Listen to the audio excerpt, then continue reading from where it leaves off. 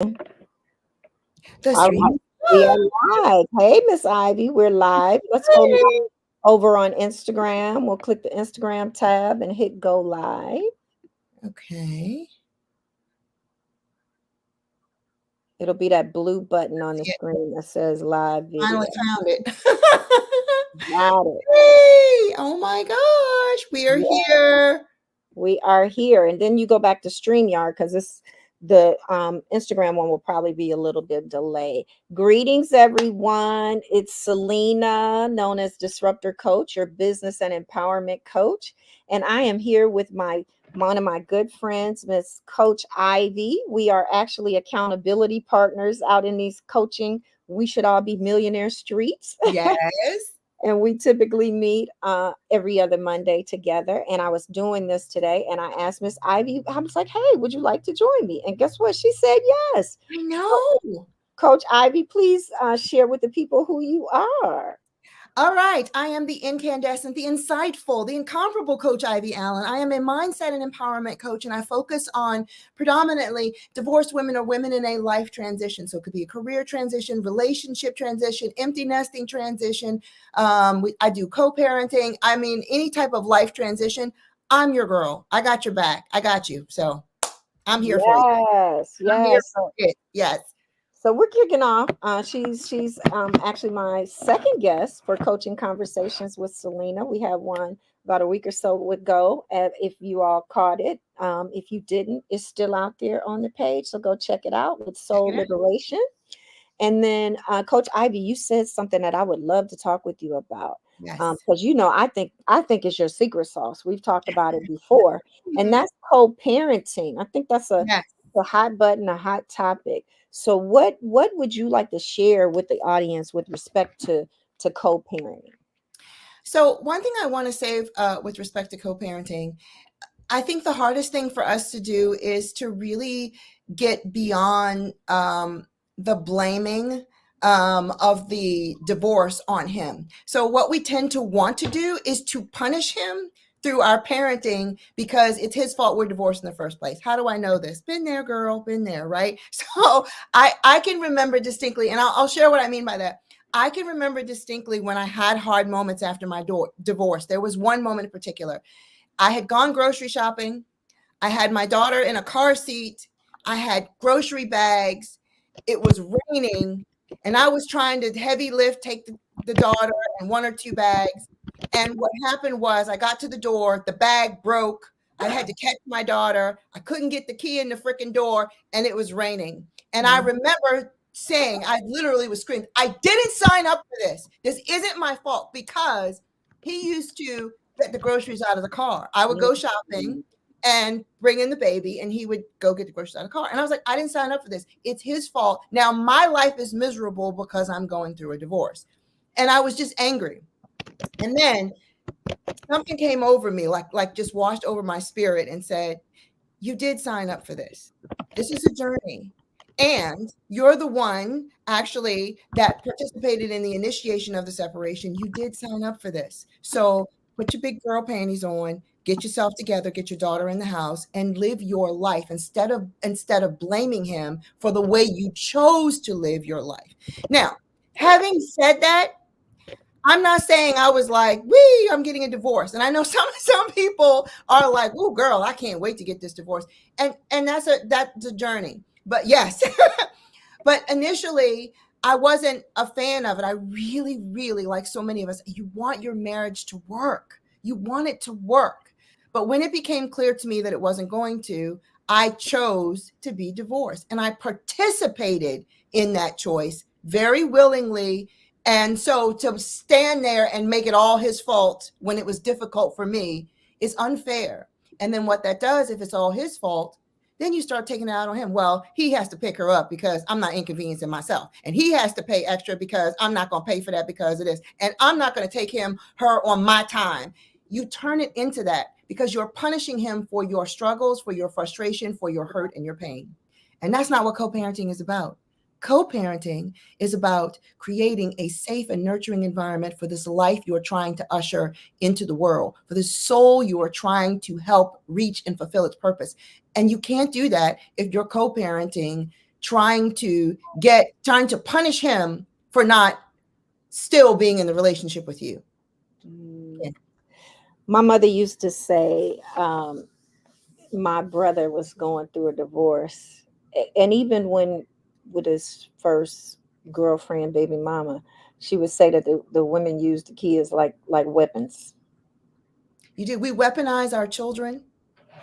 We weaponize money. We weaponize access to the children. We weaponize convenience. So if it's inconvenient for me, it's going to be inconvenient for him.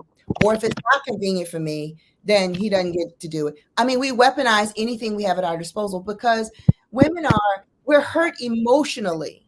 So then what we do is try to make him feel that pain if what we see is or believe he's not hurting emotionally. Men, they're hurt emotionally. They don't Mm, they're not going to show it in the same way. They're not going to be mm, broken up. They're not going to hold your hand and cry every time. They're not going to look sad, when you come over. The men don't process emotions in the same way. They're different. They will process it very differently. It doesn't mean that they're not hurt. It doesn't mean they're not feeling the pain. Many men are impacted in the same way that many women are around divorce. It's painful for them too, and mm. they have their own fears they're trying to process. But trying to punish them through access to your children, I know a lot of women punish them through child support or alimony. That's another way. Hit them in the pockets. It doesn't serve you in the long run because it doesn't serve your children. It doesn't Mm, serve your children.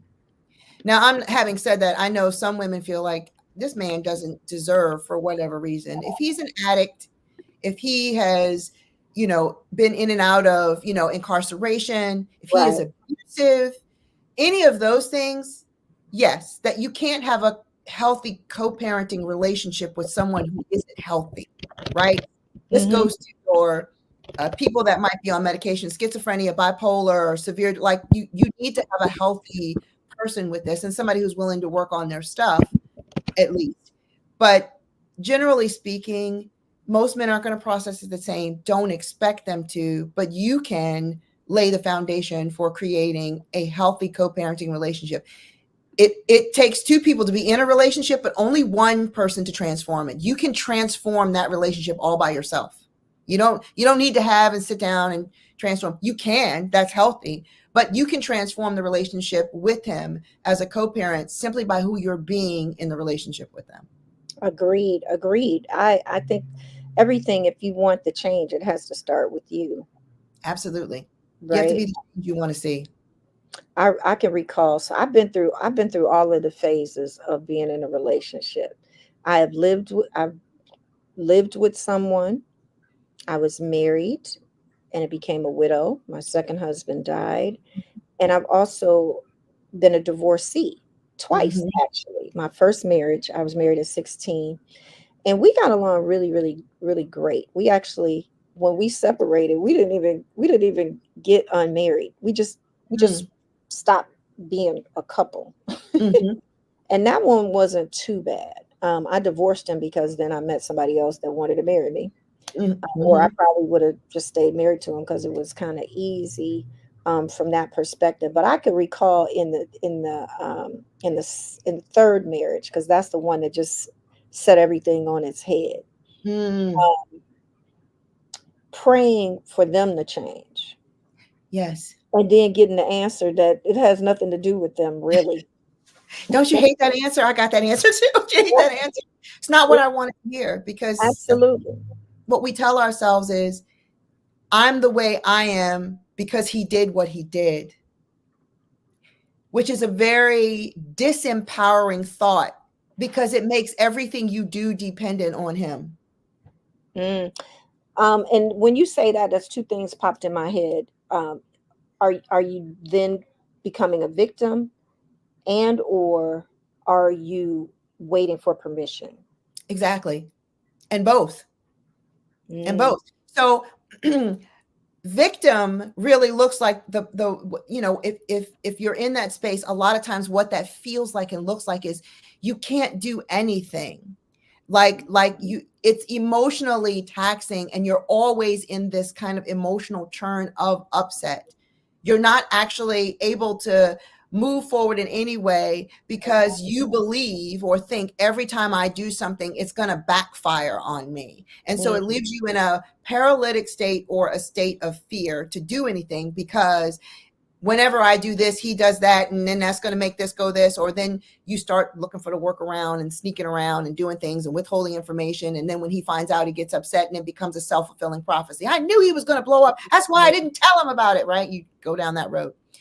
The mm, other route is a little bit more, uh, it's kind of a sneaky way, because you will feel empowered to do something and you right. don't think you're waiting for permission, but you won't do it because you'll say something like, well, I just need to check in, or let me see what he's going to do. It's a permissionary thing, or let me talk to him about it.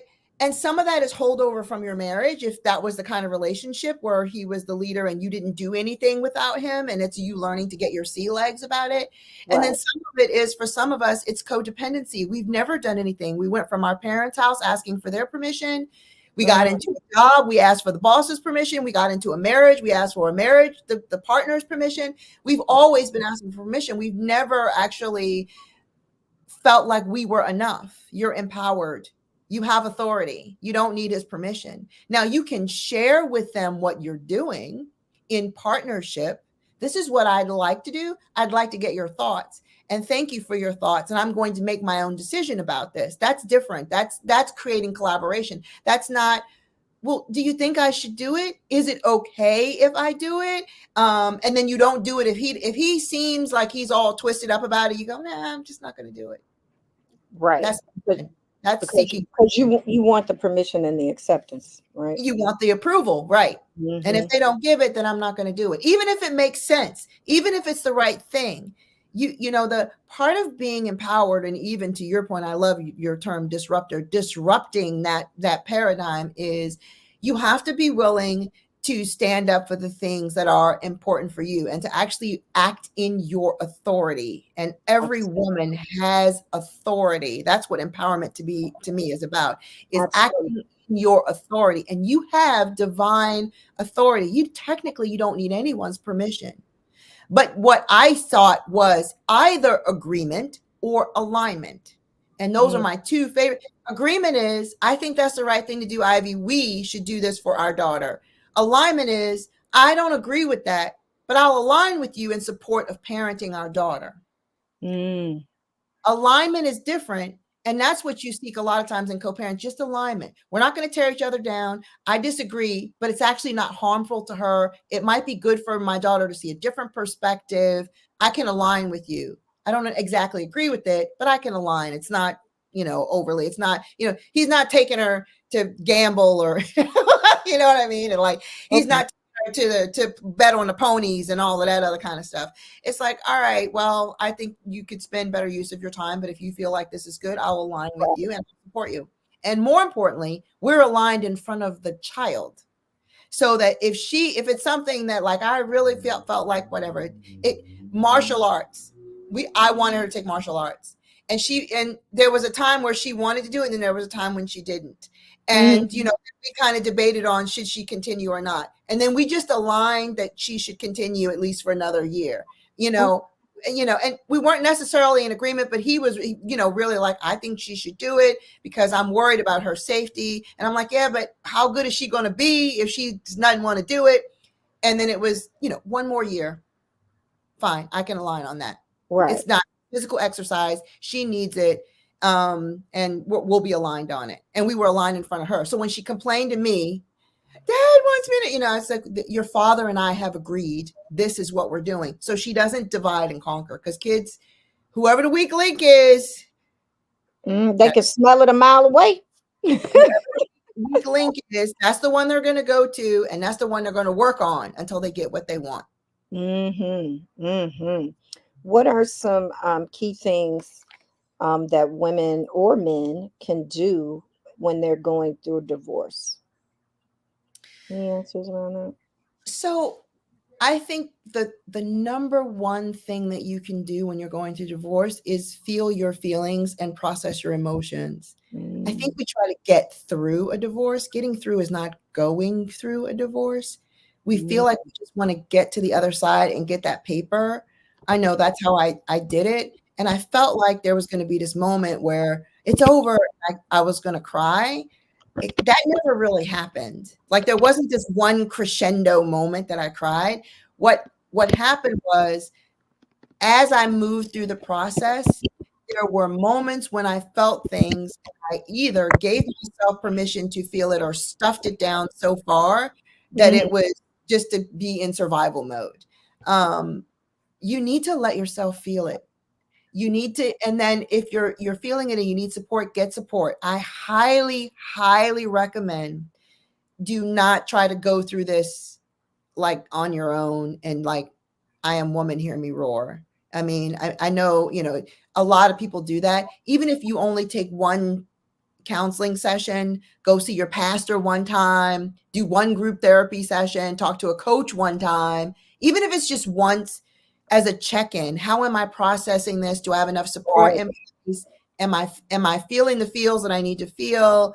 Am I do I need any support from a depressive or anxiety state? How is my finances? At least one time do a check-in to make sure you're okay. The number one thing women do is we're strong and we try to plow through.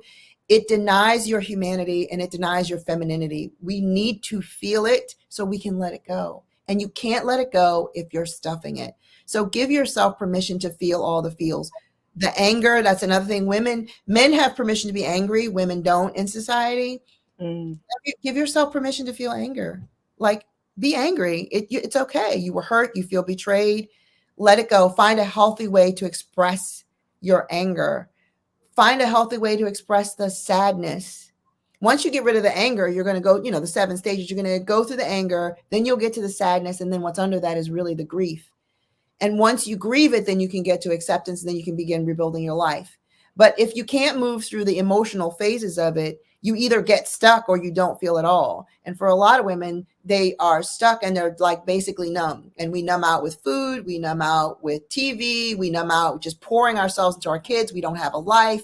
Um, you know, we just numb out with all kinds of things that aren't really good for us instead of just feeling it. And I know it's painful. Like what women will say is, it's so painful. I don't think I'll survive it. You'll survive it. You're divinely made to feel and move on. God, the feminine energy in us is like a tempest. The feminine is like Mother Nature. Hurricanes happen, tornadoes happen. And guess what? There's a calmness after that too. absolutely. So, There's yeah. a couple of comments here I'm going to. So Lakeisha Arrington, thank you for being here. She resonated. First, she said that's good. So that was early on. And then she said being present during your process is paramount. And then MN Morris J 85, she says give yourself grace. And that's in all the things, right? And then Mm-hmm. Lakeisha also, she is really chiming in here. Thank you, Lakeisha. Experience all of your feelings. And Yeah. then what you just said, she said exactly. That was over Mm-hmm. on Instagram. Thank you for being here. Any additional comments, feel free to drop them. Ivy is our divorce coach specialist. I two things I want to step back to. You said, because I'm about this life in my program, is creating your support squad, your system of Mm-hmm. support. So you touched on the therapist, you touched on the coach, you touched on your pastor or counselor. Mm-hmm. um, I like that in that because as women,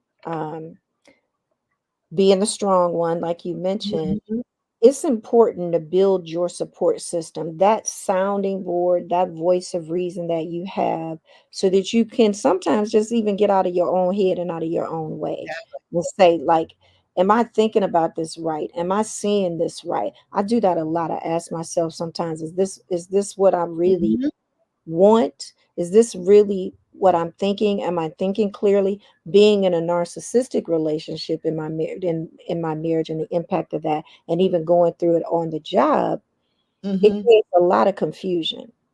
And so mhm, I'm always like slowing it down to make sure, like, okay, am I seeing this right?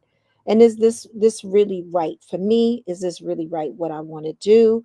Because sometimes stuff is happening so quickly, you're Yes. just reacting. Mm-hmm.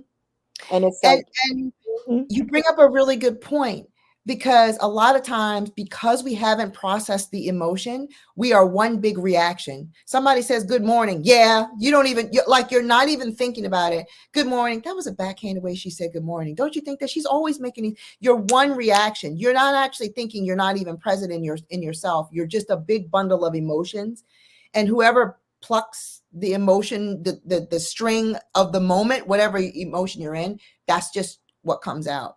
And it is important for you to process. As I think one of my favorite quotes is, if you squeeze an orange, it's from Wayne Dyer, you only get orange juice. So you always get what's inside. Life will give you pressure. People are going to come at you. Whatever is in you is going to come out. When you get support, you really find out, you're looking at, taking apart, being okay with what is in me, what is there. And it's all okay. I get to move through it. Nothing wrong. But if you're going to stuff it and you're just constantly like holding on to it, it becomes an explosion. Somebody steps on your toe and you go off. And then usually after those moments, you're like, I don't even know why I did that. That person had nothing to do with that. My kid had nothing. And that's the other danger too, is we often take it out on our children. And I mm, know, and I hear this in grocery stores. I'm sure you all have heard it, when the mother says something like, your father does that. I hate it when he does that. Or your mother does that. And or you you just kind act just like of, them. yes, you're always like them. It's not the kid's fault. But what's happening is, whatever unresolved issues you have and you see it in your kids and it's a trigger for you, then you're like spilling that out onto your kids, which that's not your kid's fault. Whatever issues happen between you and your husband, or or you and your wife, that's between you two. It's got nothing to do with the kid. But suddenly you just brought them into an adult drama by telling them they're just like someone that you now have a major attitude with. How do you think that feels for the kid? It's terrible. Absolutely. And I even go so far as to think, like, I mean, let me put it to you this way. If you were on a playground and someone said, your mama is such and such and such and such, or that's why your daddy, blah, blah, blah, wouldn't you'd be like, what? This talking about my mama? You would get upset on a playground. So now fast forward to your kids. How do you think your kid feels about hearing from his own parent about his mama or his daddy? How Absolutely. much hurtful that could be to them. So you really do have to process your emotions and be willing to have the courage to take a look at what's there. And we don't do that enough. It's really okay. I personally think you should get a mental health check-in just the way you get a physical. That's why I said, even if you only go one time, just go one time and say, I'm going through a divorce. Let me just check in. Am I thinking about this right? Am I processing this right? Am I giving myself enough grace, enough time to move through this? Absolutely. Is the emotional state that I'm in the right state for where I'm in at this particular time? Find out. It's worth an hour of your time. And I would say the other thing with that is, because everybody's going to give you advice or give you some kind of opinion or their story or what they've been through and things like that. And sometimes you got to make sure that it's what you want, as opposed Yeah. to picking up somebody else's experience. And society as a whole, I think, does that to us, right? Social media, things like that. What you're taking in and what you're ingesting will have Absolutely. you operating from that space subconscious, Mhm. because it's in Yeah, your subconscious. Because you taking absolutely. it in all the time. You're looking at the way somebody else is living, or maybe that's the way you've even managed your marriage, because you're looking at Mhm. something from the outside, thinking it's one way, and you want that for yourself. I Absolutely. recall when I knew that it was time and I was being set free and released from the marriage, and I wanted to get a divorce. I went to talk to a couple of divorce attorneys. I thought it was a logical thing to do, and they all wanted me to have an attorney. But something in my spirit was telling me, I don't know if I Mm, need that, right? mhm. And just so happens the state that I was living in was Nevada. At the college, the local colleges, they offered divorce classes, Oh, wow. which was life changing and a powerful movement for me. Mhm. To feel empowered enough to understand what the process was. And it was at the college. It was in the Mhm. classroom environment, and it gave me everything that I needed to know to be able to take my power and use my power to decide how I wanted to move forward in a divorce. It also Absolutely. let me know that I didn't need an attorney, that I could do it Mhm. myself.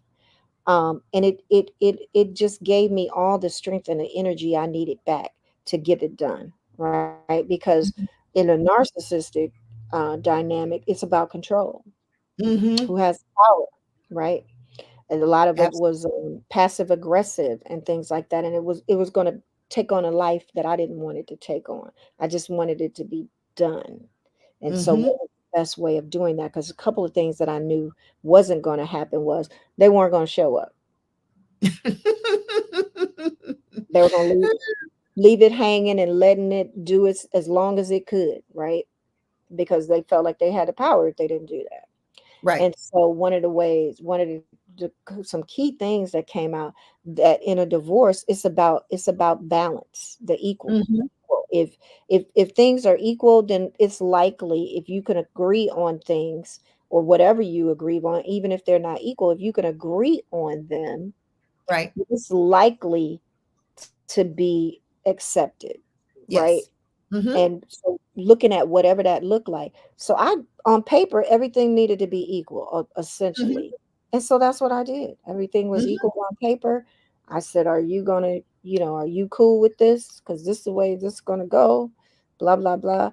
They said yes, but when the time came for everything to be all said and done, they Mhm. didn't answer anything. They didn't do anything, and it Mm. took its course. So I was able to get the divorce within 30 days, and it helped me.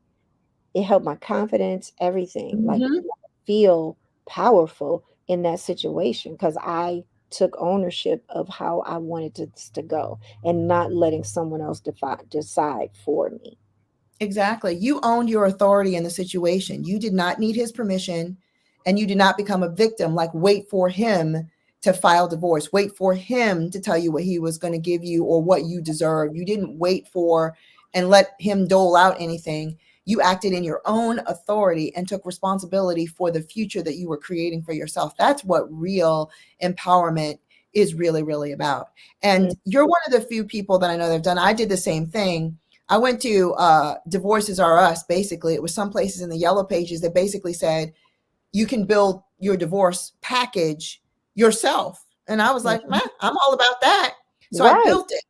And then I went to the courthouse and they said, well, there's some things missing, but we offer like a free legal aid. Just take your documents down there and wait. And they call you in and they'll review your documents and they'll tell you what you need to add or subtract. right, And good. And I went and got that counseling, and she said, change this, change that, change this, you're good. And then as long as he signs it, you're fine. I was like, all right. And that's what I did. So again, acting in you have authority to reign and rule in your life. You are the queen of your life. This is your queendom. that's right. But you must own your throne. You must sit on the throne and own your throne and not wait for someone else to tell you to do these things. And that's with respect to anything.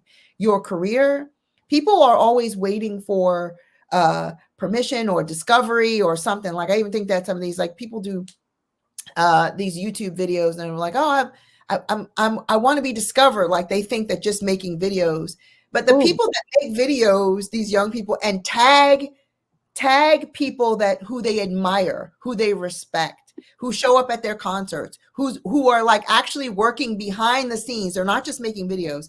They're right. actually empowering themselves to make other connections around this so they can get what they want. Those are the people that move their life. For same thing in your career. You want a new career. You're actually sending your resume. You look up companies that are aligned with your values. They have the kind of work structure, the kind of Mhm. schedule that you want. They have the kind of corporate values that you want. You look on their leadership page and see if you're a person that likes diversity and the leadership team is not diverse, then you probably might not want to work there, right? You're like, I'm going to choose the next company that I work for instead of just sending out my resume and hope a company chooses me. You get Absolutely. you get to choose, and that's with anything. You get to choose the kind of co-parent you're going to be. You get to choose the kind of former partner. My daughter's dad and I, usually how I refer to him, my daughter's dad or my former partner. We don't even use the term ex typically. I use Or it as a baby colloquial. daddy or baby mama. What? We joke. We say that to each other because it's a joke. Right. Uh, yeah, I just called to check on you. Oh, he called last night. Said I just called to tell you to check on you and let you know I appreciate you. And I was like, oh yeah, what brought on this loving phone call? He was like, you my baby mama, and we joked about it, right? So we always joke about it. I was like, thank you, daddy, but we joke about it because we have reared our daughter. She's 22 now, but we did so in partnership with each other. And Mhm. so, the idea is that you're moving things forward in a way that is empowering. And that doesn't mean we didn't have tough conversations. I am not going to pretend it was a cakewalk and every conversation was, rainbows and sunshine and lollipops. There were some tough and very hard conversations, but we had a vision for we created, and I talk about this on my page. Women are programmed from the time you're itsy bitsy to have a vision of marriage. Right. If you don't believe me, go to Target or Walmart and just look at the girl toys: kitchen, refrigerator, doll babies, cash register, groceries. You can get the fake food. We're programmed for that. Look at the boy aisle: bungee jumping, superheroes, dump trucks, parachuting, airplanes. There is Right. no kitchen, there is no baby, there is no family unit in the boy aisle. We are programmed to have a vision of family and home and marriage. When we get divorced, it's devastating because our dream has been taken away from us. But here's the good news: you get to dream a new dream. You get to create a new vision. And this vision is the vision you choose, not the one that was programmed into you. Right. And so, what we did is created a co parenting vision. And the word it was, we want family. It doesn't matter that we're divorced. We're going to create family.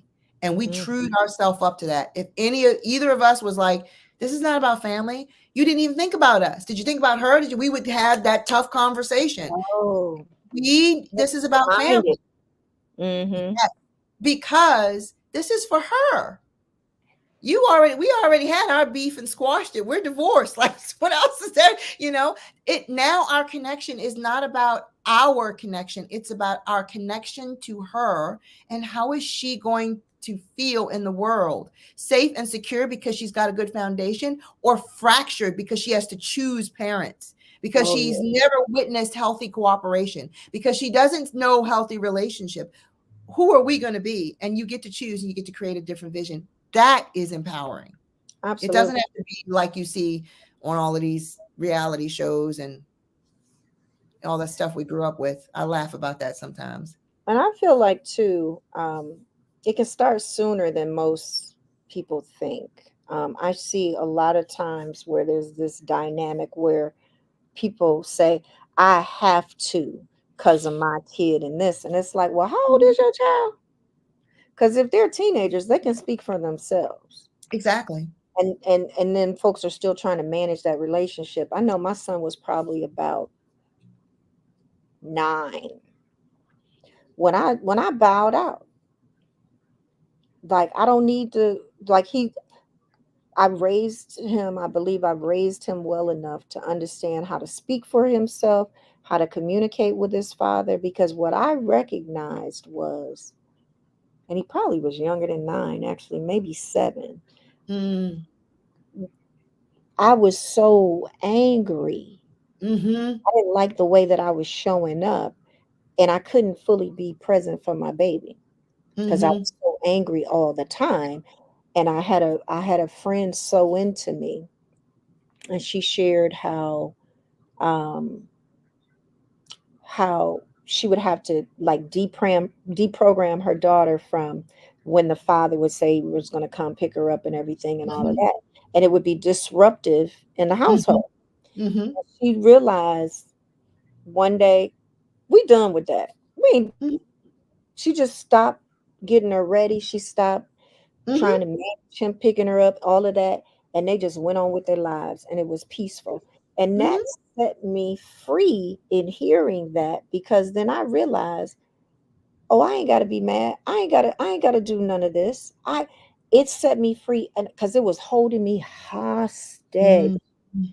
And I said, well, how can one, because I was taking the baby to go spend time with him at other women's houses and stuff, just stuff that was Mhm. degrading me, that because a child will show you who you are. Mhm. Right? That unconditional love is no joke. And I didn't know that I had it in me to even do that, but I love my baby enough that I wanted Mhm. his father in his life, but I also realized that it was having a different effect than what I thought it was. Because sometimes just being present and the way that it's going ain't always the necessary thing. Because he didn't need to see those sort of things, right? Because what message Mhm. was I teaching him, that it's okay for a woman to go running behind a man? I don't Exactly. I don't think so. And so when she pulled Exactly. the coattail, I took and I put his daddy's phone number on the bulletin board in the kitchen. Mhm. You could clearly see it. I said, that's your father's number. Whenever you want to see him, whenever you want to call him, whenever you want to talk to him, all you got to do is call him, because he is your daddy. You can Mhm. do whatever you like. And I left it at that. He never asked or anything. And we went on. I bought a house. I just, all kinds of things. Went back to school. Like Mhm. I could then pour into me to be even be able to pour into him. Exactly.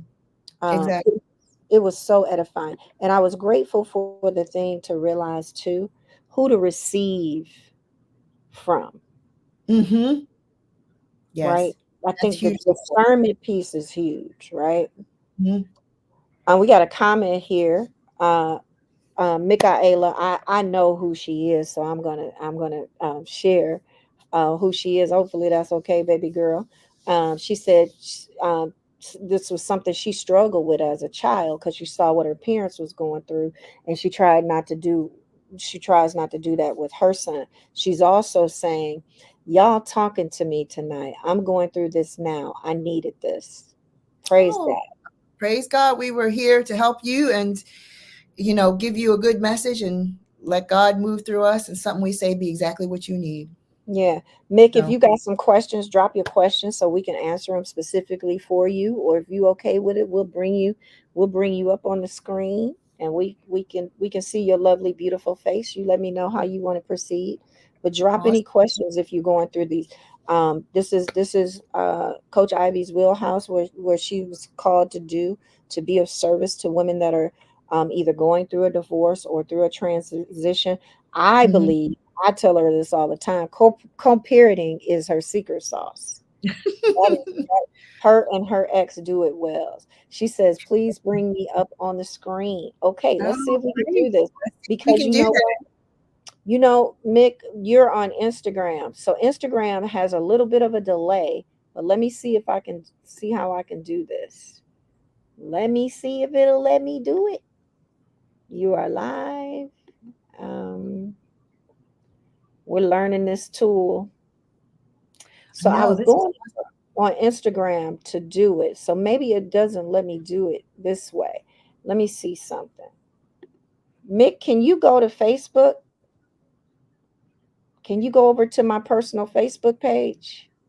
oh, I didn't Selena even pull it Kelly? up. I know Facebook does let you do it, but I don't. I can do it from Facebook, but I don't know if I don't think Instagram will let me do it. So I love this that she'll come on. I'm so proud of you, boo. Let me hit the mute button just in case. Come follow me over on the No. Facebook Live, and I can pull you in. Let me see what she says. I don't have a Facebook. Oh, okay. You don't have a Facebook. That's okay. You know what? I think I got another way. I can invite you as a guest. Let me give you this and see if this works. See if see if you oh, you probably can't even grab that either. Hey, Steph Harris. Love you, sis. We're talking about, my guest here is Coach Ivy. I call her the divorce coach extraordinaire. One of her expertise is co-parenting. She also helps women through transitioning from a divorce. as well. And Ivy, feel free to speak to that. Mick, I'm gonna text you this and see if we can get you on. So typically, I work with women in kind of a couple of different areas. I call it my femme factor. And so I typically work with women being fit mentally, physically, and emotionally, financially confident, and work in the area of family. And then there's a couple of other F's in there, not that F, but femininity, femininity, fun, fierceness. And I talk a lot about self care. So my system is basically based on the feminine arts. It's how to move through divorce using your divine feminine essence. I think for a lot of the world is very masculine driven. It's linear goals and da, da, da. But there is a way to use your divine feminine to be healing and to connect to that.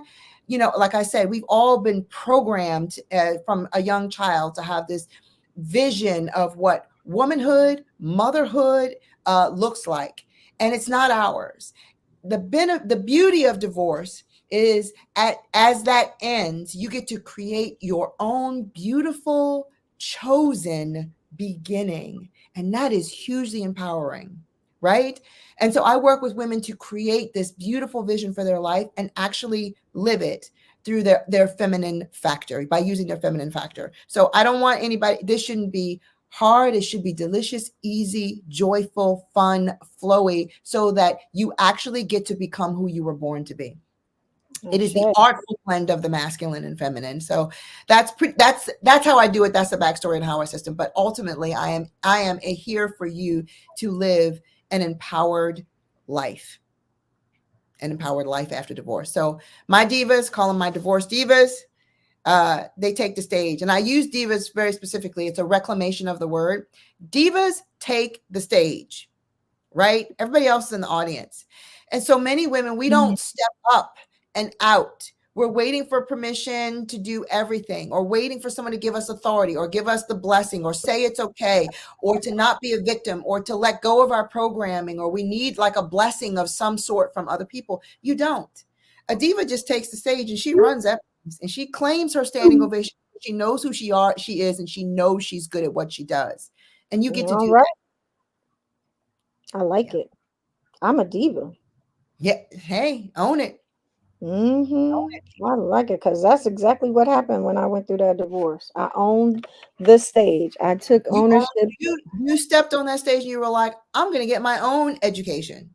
I'm going to write my own papers. I'm going to show up for my life for this divorce so I can show up for the rest of my life. And so I can Mhm. show up for my son, so I can show up for myself. And that is hugely important, hugely important. And I love what you said earlier, too. You talked about, so one of the reasons I do encourage people to get support and monitor who you're getting support from. So divorce attorneys have skin in the game in this way. They get paid based on how you get paid. So there's something to think about that. But many of these other practitioners are there to support you. They are 100% there for your well-being. They want you to make the right choice no matter what. So be mindful of who you're letting you speak. And also, other people love to give advice, but they don't know your story. So Absolutely. use people who have a sense of neutrality. They don't have skin in your game per se. They don't get paid if you get a bigger divorce. They are really in support of your well-being, your spiritual, mental, physical, ultimate well-being. Those are the people that you should use to ground yourself in getting support, because otherwise other people try to tell you what to do because it impacts them, and Hmm. they don't get to make that call. Absolutely. Well, this is my baby sister, Michaela. I'm How you Hi, glad. doing? Michaela. How are you, beautiful? It's nice to meet you. Nice to meet you too. Can y'all hear me? It's breaking up on my end, but can y'all hear me? Hmm. We Yes. can hear you. Okay.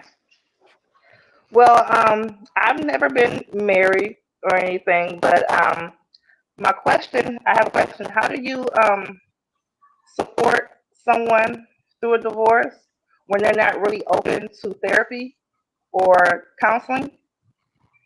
How do you Mm. suggest that? I always use, so first of all, I think you listen more than you talk. Most divorced people really need a sounding board. And then the best way to also empower them is ask them, what do they want to do? Like, well, what do you Okay. think? Because what we tend to want to do is fix it for them. I think she should just go to counseling. I think she should just leave him. I think she should stop talking to him. But we're not in their scenario, so we really don't know the particulars. And people tell you what they want you to know, and they tell you what they want you to know based on the answer they want you to give, right? Mm-hmm. So just listen and say, well, how can I support you? It's a Okay. good, great question. And they may tell Okay. you, I just want you to listen, and your listening is enough. I Okay. appreciate you listening. Or they might say, can I call you late at night? Or would you be willing to go with me to do something? Or anything else. And Okay. then the other way, if you really think they need counseling, you can say to them, this is what the phrasing I use is, have you considered getting yourself support? And Okay. just let it sit. And then Okay. they may Okay. say I yes, like that. I like no, that approach. or would you consider getting Okay. yourself support? Something like that. And let them think about it. Like, let it be a consideration, not something you're telling them, or I think you should do this, and I don't know why you don't go to a counselor and all of that other stuff. It feels heavy and judgmental to the receiver. But if you say to them, Mm-hmm. you know, have you considered being supported, by a counselor or a therapist? Okay. And then Okay. see what they I like say. that. Yeah, Yeah. I love that because that it gives them something to think about, Mhm. that maybe they hadn't even considered. And I feel like that also gives them permission to know Mm. that they can be supported. Okay. Okay. Yeah, Mm. because the key thing is a lot of us I feel thought about like it like that. I did something wrong or I'm bad or I'm a failure and I don't deserve to be supported or there's something wrong with me. It's a subconscious thought. They would never say that out loud or they wouldn't think it, but I know that there were times that I was like, I must have done something wrong. It didn't occur to me. There's nothing wrong with me. It just didn't work out, right? It's like, there's nothing Right. wrong with, you know what I'm saying? It just didn't work out. But counseling, and you can share this, say something for you to chew on, but counseling, coaching, group therapy is a gift you give to yourself. You Absolutely. deserve to be supported. The other thing I share with people about counseling, coaching, and group therapy is that those people are licensed or usually have confidentiality agreements in place, and their only goal is to support their client in making good decisions for them. They don't have skin in your game. They're not interested in how your mother would do it or your father would do it. And the decisions you make don't impact them personally. So they have a level of neutrality that allows the space to be clean for them to speak into in a way that talking to your mom or your dad or your friends isn't, because your father, your mother, your sister, your friend have an opinion because they've watched this relationship, right? In some way. Right. Counseling, coaching, and group therapy offers a level of neutrality, a clean space so that you can be 100% supported. Their job is to be there for the person. That's their only job. And to help them feel good about what choices they're making. Their only job. And every person deserves to have that space to speak into in their life. Sure. Okay. Absolutely.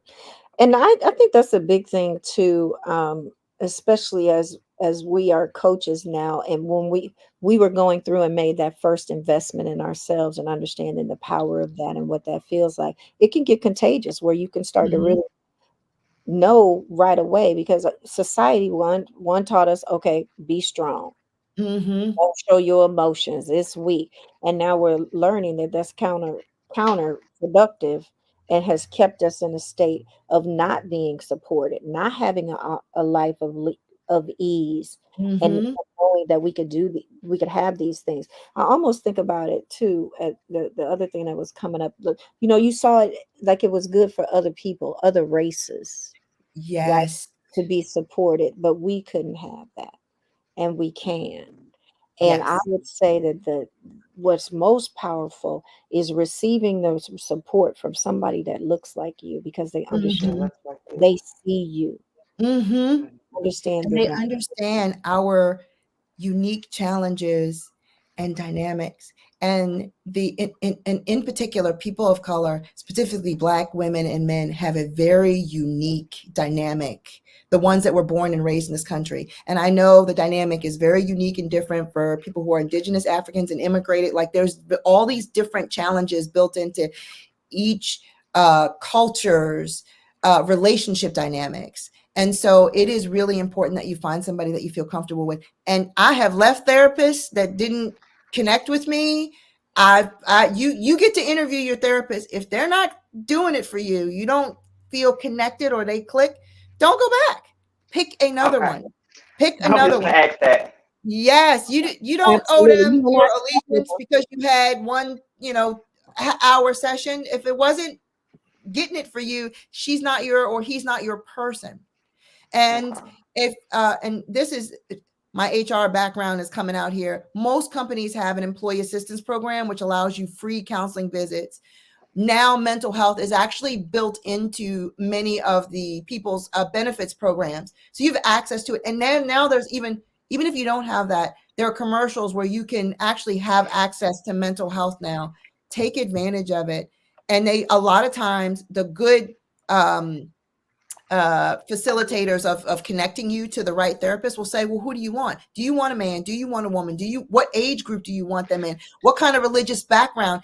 Anybody who's doing the intake should ask you what you want, because they See, need to connect you to the right kind of counselor so you get the right help. see, when I initially started counseling, I wasn't told that, and I, went to who was referred to me, and I kept bouncing around, and I didn't know how to verbalize that I would prefer a black Mhm. woman. So you say it just like that. Exactly. now I know how to just go about saying it like that now. But at first I didn't know how to do that, but now that I have found that person for me, it took me a while, and that is something that I had a problem with because I wasn't connecting with anyone, or no one was. I felt like no one was connecting or understanding where I was coming from Right. Yeah. And that's It's because important. of the ethnic background. exactly. Exactly.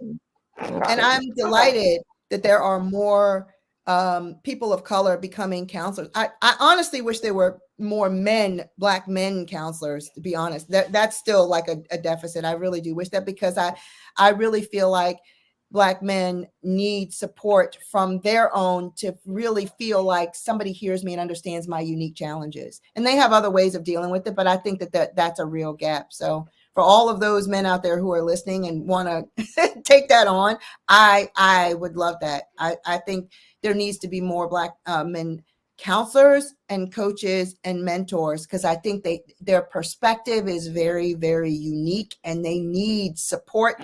And just throwing it out there, also they also need support from their Black women too. It's not just about Yes. that, but I think in particular going through, because I've been asked to coach men, but I typically tell men you need to be first coached by a man, because your dissonance right now, your upset is with a woman, and to have her like trying to like they don't receive it That's as good. well.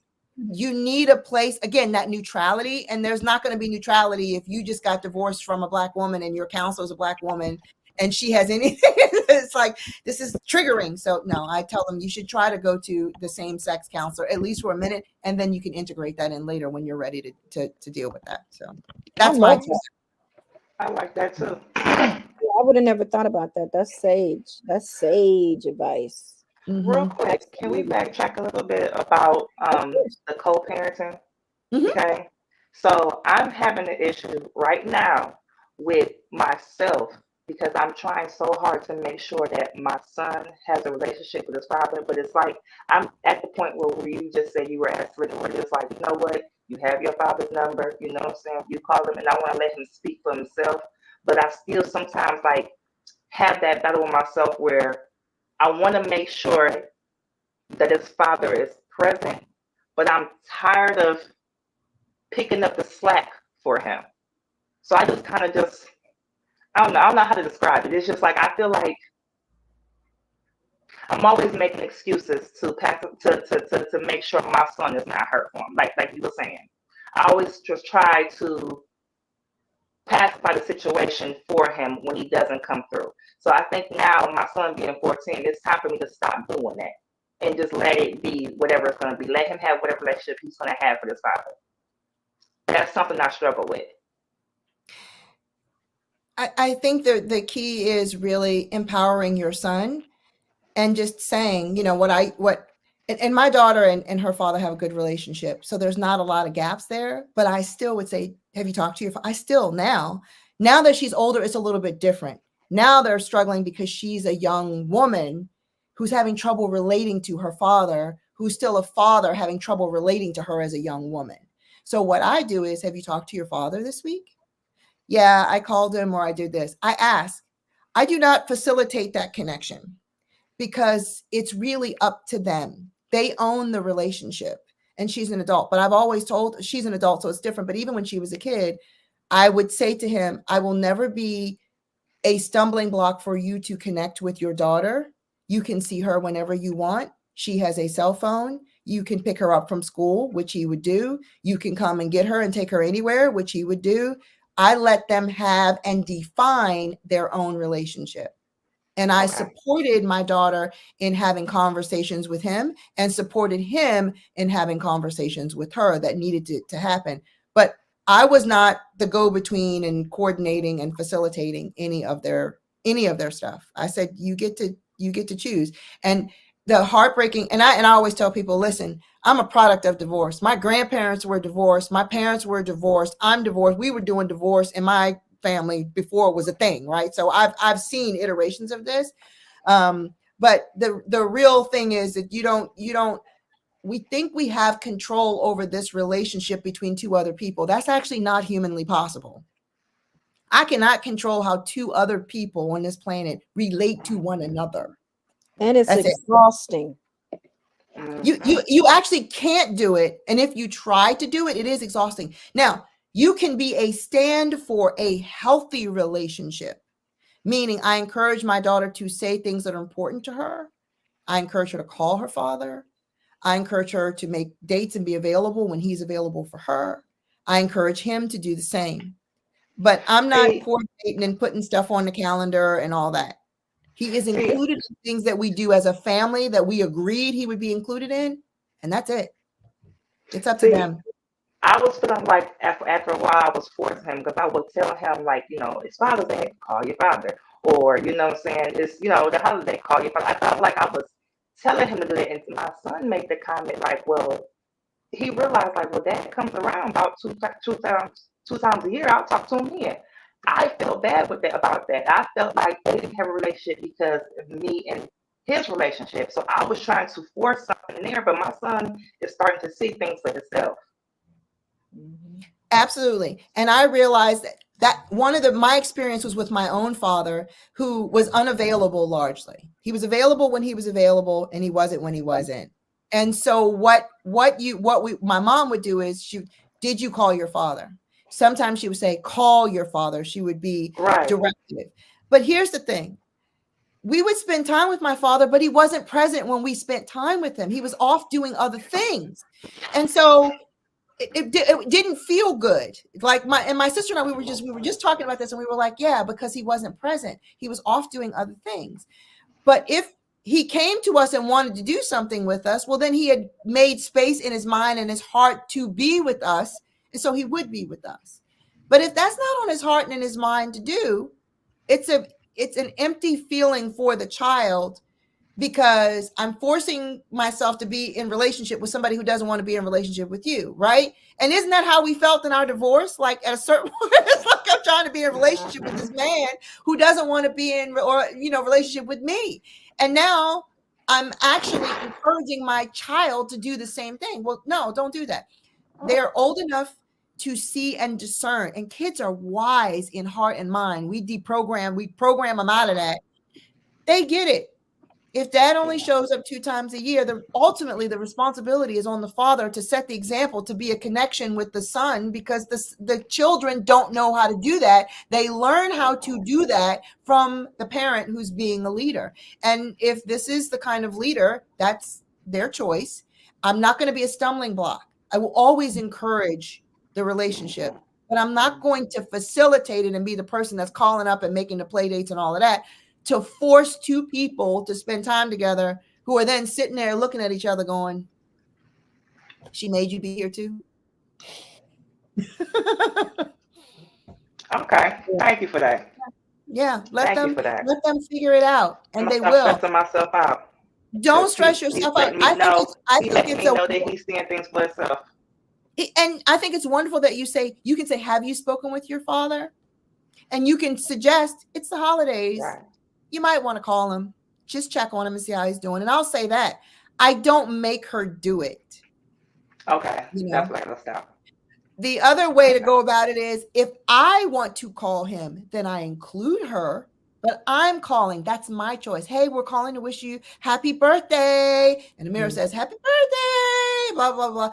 I'm doing that because I want to wish him a happy birthday. But again, Gotcha. I'm the leader. I'm the queen of my queendom. I'm the diva. I'm being a leader, demonstrating that to her. I'm not asking Right. her to do it. So she gets to Gotcha. see that modeled. Yes, we call people because we love them, because they may be lonely on their birthday, because it's a holiday, because this is how I do family. I don't care what he's doing. Gotcha. This is how I do family. And then that's, Okay. you're modeling that, but it's not a force. It's a, come talk, I'm going to talk to your father. Let's call him together. Thank you for that. I Yeah. like this. I Yeah. like this. Thank you for Mhm. including me, Selena. Absolutely. Thank you for being willing to come up here. Not everybody is willing to be on camera. So No That's the problem. truth. love People are like, seeing. oh no, I'm not looking good. I got my Speaking of not looking good, because I was having a conversation with Ivy. That's a segue, huh, Ivy? Look, this I real almost, conversation. You get my real genuine me. So hey, this is it. and that's how we want it. That's how it should be, exactly. right? We are Mm-hmm. breaking the stigma of feeling like you got to show up on social media, you know, a certain kind of way, because life be life. And I was just sharing with Ivy how, or maybe it was somebody else, or maybe you don't even know this, Ivy. It might have been somebody else I was speaking with.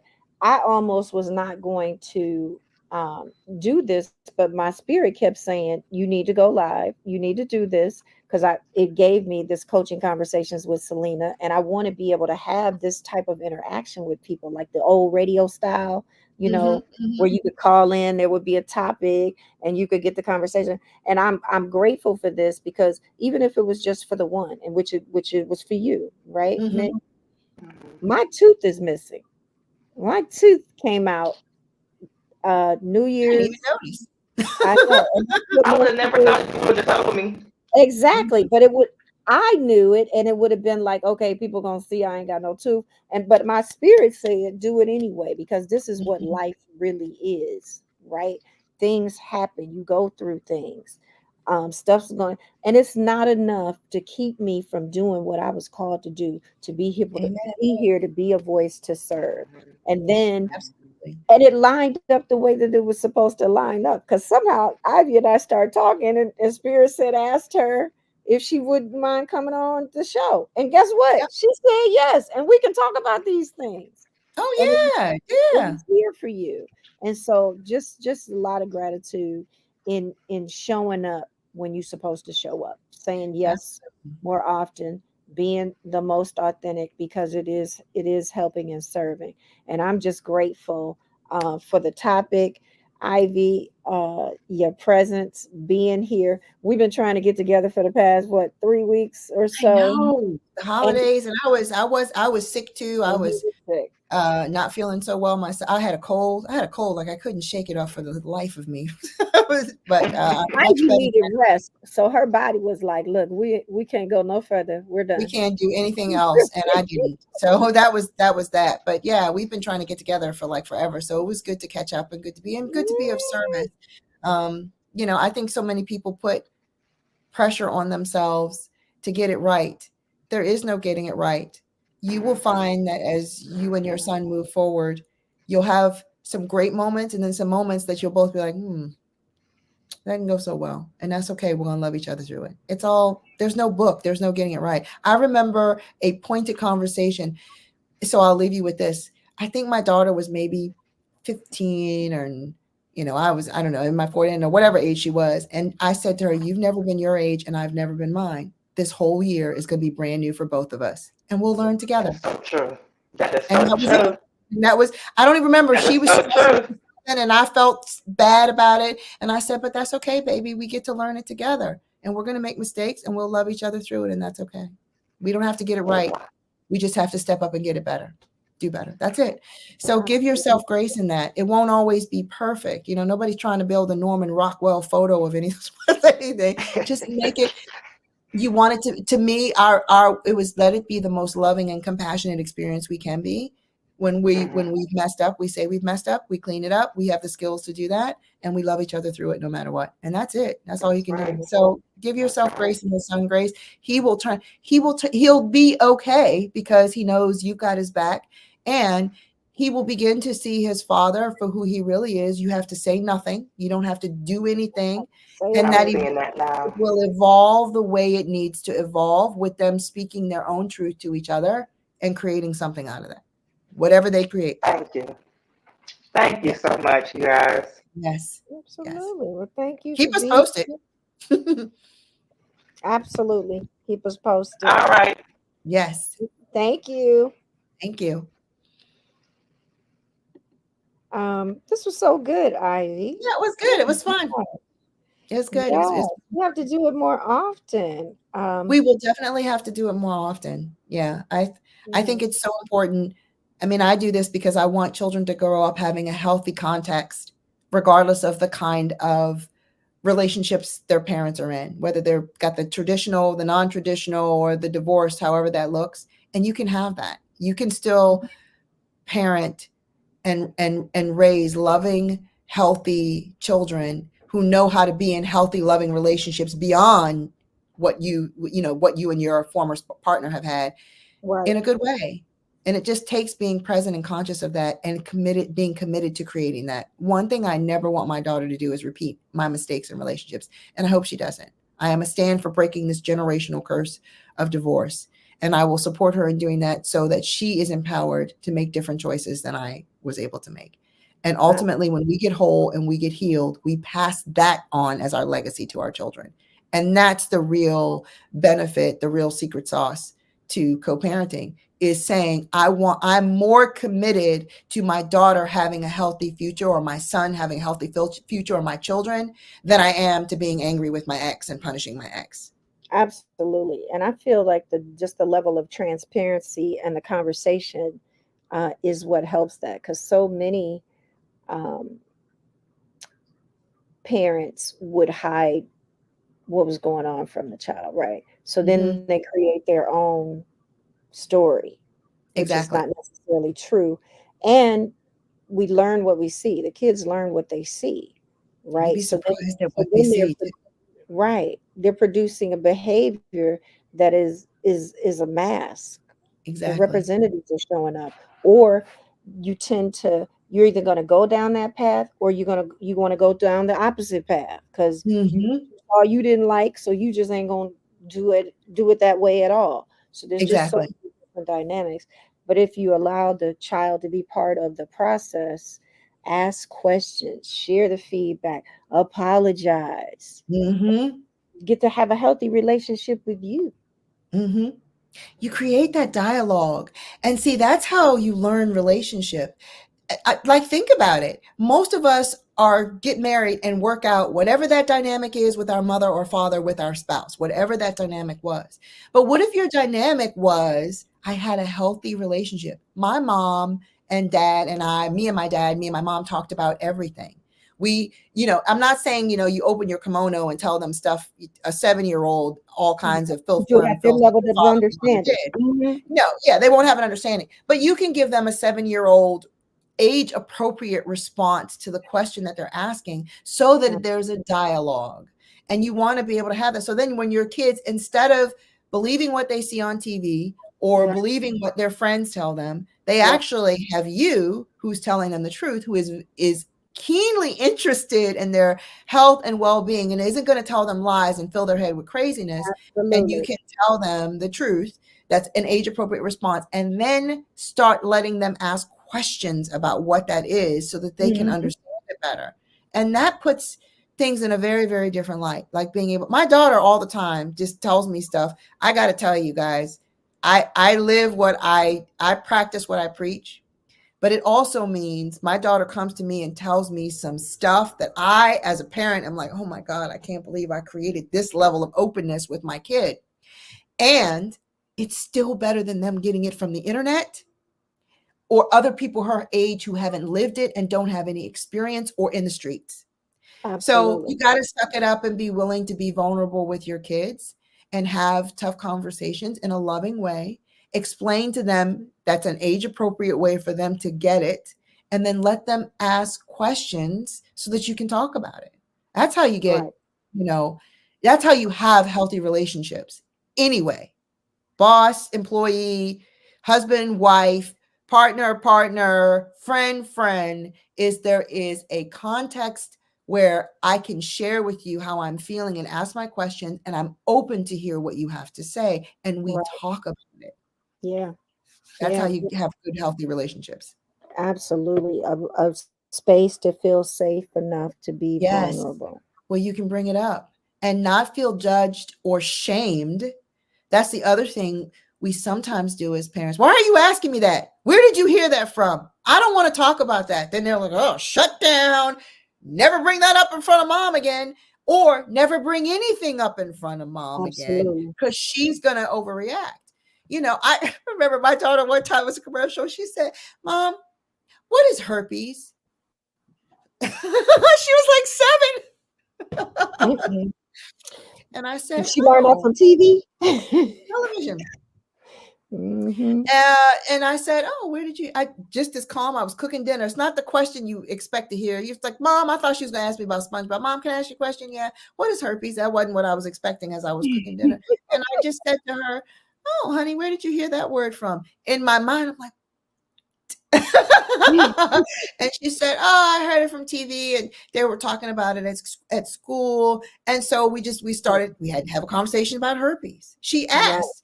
I didn't want to say, and I also am a firm believer in using real words, not, that's when he touches your private, like, because I once heard Oprah and a lot of other people say, when you give kids words, that also is empowering because when you don't have language to talk about what's happening, you can't Right. express it. So I would use the words and I'd say, well, this is what's happening. And this is how are you feeling about that? And Right. she would kind of do a little deep dive and I'd say, is it this? Then she, yeah. It's exactly like that. So empower your kids too. This is all about stepping up and giving them the authority to speak to you in love and ask you questions so you can actually have a conversation about it, including having a conversation about your marriage, including having a conversation about your former partner. And I know that's hard, but if you can give them a neutral space to speak about their fears and their concerns, it Hmm. will be the most beautiful thing you can think of. And the other thing is, if you actually want to build a relationship with your former partner, it gives you some leverage that you can say, I spoke to our son or daughter and they're really feeling this, and I think it'd be great if you had an opportunity, and I wanted to let you know because y'all are going to see each other. They will also feel like, oh, she's trying to, they feel supported. You're Right. not like trying to let the kid blindside them, and they're going to ask you, so I want you to be prepared and think about. And then I know with my daughter's dad, he would say, well, I'm thinking about saying this. Do you think that would land? How do I, like, we would talk about how to talk about things with her. So it's an opportunity for you to bring yourself closer to your former partner and bring yourself closer to your kid. Again, listen, be curious, share, allow yourself to be vulnerable. Yes. Yeah. Curious and vulnerability and share. I like that. Those are some major keys to healthy relationships. Yeah, absolutely. Absolutely. Anything else you'd like to share before we go? No, I just, again, I always say this is think of the legacy you want to leave, and we all will leave a legacy through our children. you have a unique opportunity to create something unique in each one of your children and to leave a legacy of health and well-being in the aftermath of divorce. Just Mm, because you two aren't together as a couple doesn't mean you can't be aligned as parents and still give your kids a beautiful, loving upbringing as a family that you get to define. You get to create a new vision for what family looks like for the two of you and have your kids feel loved and supported by both their parents to the right. degree that each parent is willing to do that. It's an opportunity and you can create it. Every woman is empowered to create that in the aftermath of divorce. So, and Absolutely. like I said, takes two people to be in a relationship, but only one person to transform it. And I know people say, "Yeah, but I'm doing." You feel like I'm doing all the work. No, trust me. If when you change, if you change the way you look at things, the things you look at will change. If you change the way you be in a relationship, the people you be with will change to respond to who you're being. Trust me, it works. Ooh, I feel like I need to put that on a post-it. If you change, say that again. If you change the way that you look at it, then the way you That's a look quote at from Wayne Dyer. If you change the way you look at things, the things you look at will change. And that's a quote from Wayne Dyer. And I always say, if you change the way you be with people, the way people be with you will change. if you change the way you look at things, then the way you look at The things will things change. you look at will change. Mm, And that's Wayne Dyer. that's good. And then Dyer, D-W, D-Y-E-R. D. D-Y-E-R. I think, is it D-Y-E-R? I thought a W was in there too. Might be. D-Y-E-R. It might be.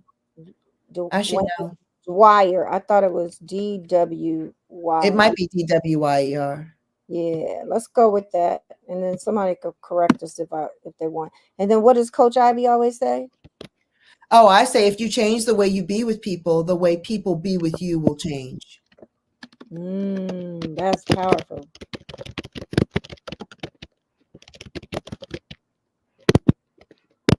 No, it is D-Y-E-R. Dyer. Wayne Dyer.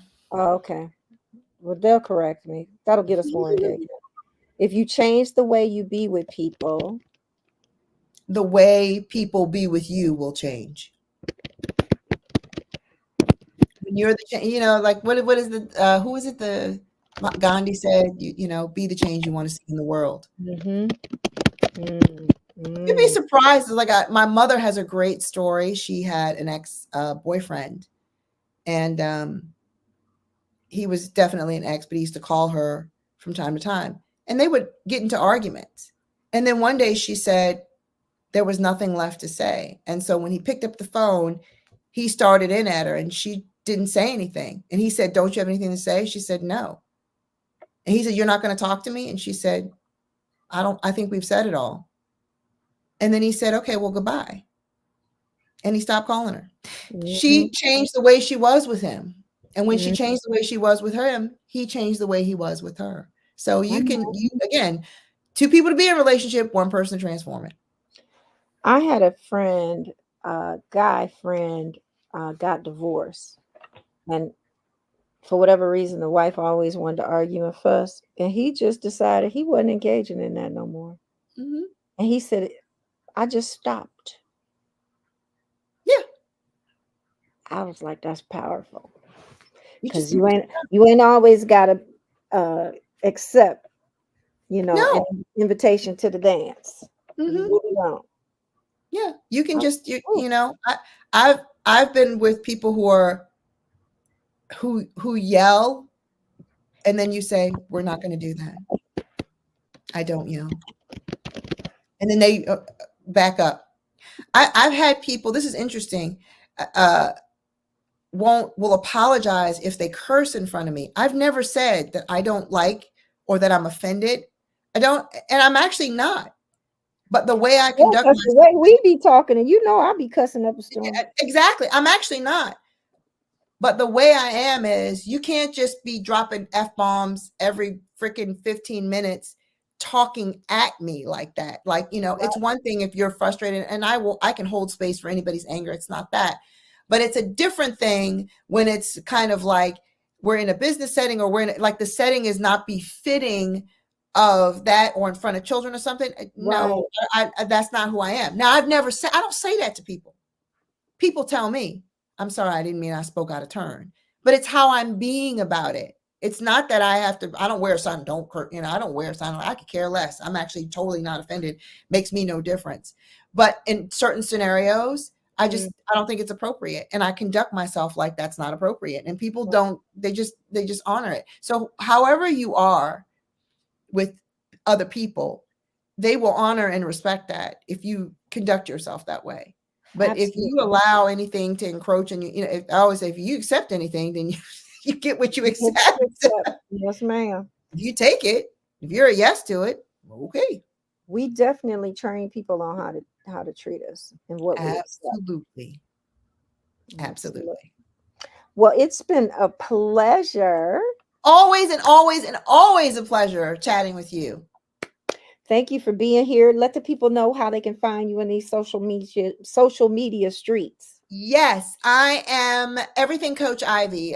Coach Ivy on Twitter, or X. What is it? X? I don't. I'm usually not on that, but I am that. And if you look under, it's Facebook Coach Ivy, and on Instagram it's Coach Ivy Allen.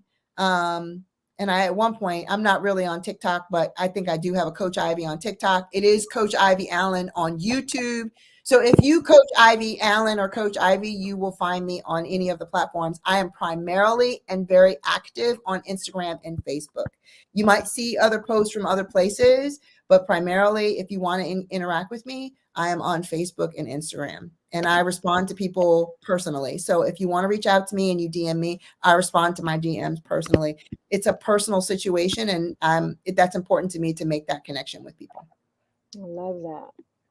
All right. I'm doing my due diligence to put you over here in these prospective places where they can catch up with you. And we were also broadcasting live on your Instagram. I see you on my phone, so we know that it worked. We were trying some things for the first time, y'all. So thank you for your grace and your patience with us.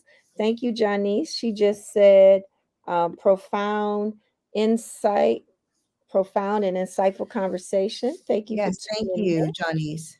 The goal is to show up here. I'm glad it supported whoever it supported. Whoever was here was meant to hear it, and I thank you for being here. And I thank you, Absolutely. Selina, for having me here. Such a joy. It is always a pleasure for us to talk. Yeah, I can't wait till we catch up again. This is Yes. good stuff. Thank you, thank you, thank you. I look forward to our next conversation. And you all, thank you for joining. We'll do it again next week. Drop any questions or comments that you have. We're always having the coaching conversations. It can be about empowerment, business, mindset, your money. In this case, in this conversation, we were talking about divorce, co-parenting, and transitions. Did I miss anything, Miss Ivy? No, we hit a bunch of stuff, but mostly it was about divorce, co-parenting, and transitions. Absolutely. Well, thank you. Reach out to Coach Ivy if you all need her. Talk to you all later. Thank you.